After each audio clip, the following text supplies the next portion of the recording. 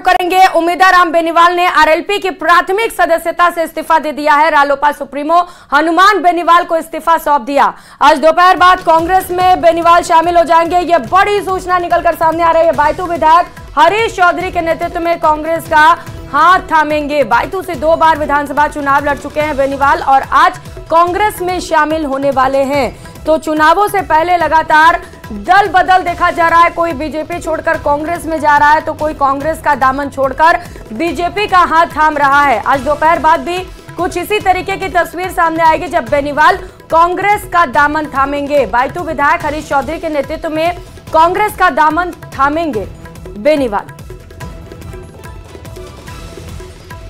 तो रालोपा सुप्रीमो हनुमान बेनीवाल को इस्तीफा सौंप दिया गया है। यह बड़ी सूचना इस वक्त की आपको बता रहे हैं। उमेदाराम बेनीवाल ने आरएलपी की प्राथमिक सदस्यता से इस्तीफा दे दिया है। बाड़मेर से इस वक्त की सबसे बड़ी खबर आपको बता रहे हैं और इसके बाद से ही लगातार सियासी हलचल तेज है। सहयोगी प्रेमदान हमारे साथ जुड़ चुके हैं।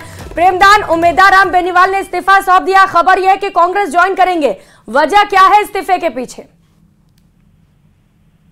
देखिए, साफ तौर से है कि उमेदाराम बेनीवाल को कांग्रेस पार्टी के द्वारा लोकसभा का प्रत्याशी बनाया जा सकता है। इसी को लेकर के क्योंकि 2 बार बायतू से लगातार चुनाव हारे हैं कांग्रेस के हरीश चौधरी के सामने।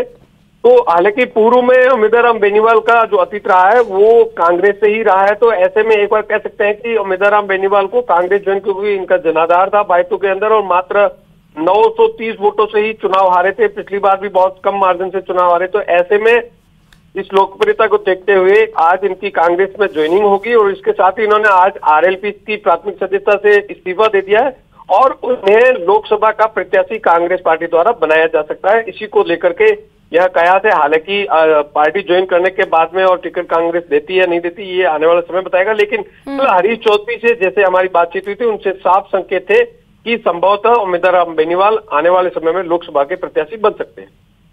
बिल्कुल, कांग्रेस पार्टी टिकट देगी या नहीं ये तो आने वाला वक्त बताएगा। लेकिन प्रेमदान, बेनीवाल के जाने से कितनी मजबूती मिलती दिख रही है कांग्रेस को? देखिए, बेनीवाल के जाने से कांग्रेस पार्टी के अंदर क्योंकि युवाओं के एक अच्छी खासी जो भीड़ है वो बेनीवाल के साथ में है। हालांकि वो आरएलपी के है। अब वो कार्यकर्ता पूरी के पूरे उमेदाराम के साथ में शिफ्ट होते हैं या फिर वो आरएलपी के साथ में ही स्थिर रहते हैं, ये देखने वाली बात होगी। लेकिन फिलहाल जो स्थितियां हैं वो उमेदाराम बेनीवाल अपने आप में मजबूत है और कांग्रेस पार्टी ने बड़ा दाव खेला है कि यहाँ बड़े जनाधार वाले नेता को वो अपने साथ में जोड़ रही है। क्या अभी पॉसिबल है प्रेमदान कि उमेदाराम बेनीवाल को मना लिया जाए? मान मनोबल की कोई कोशिश वहां पर दिखाई दे रही है क्या?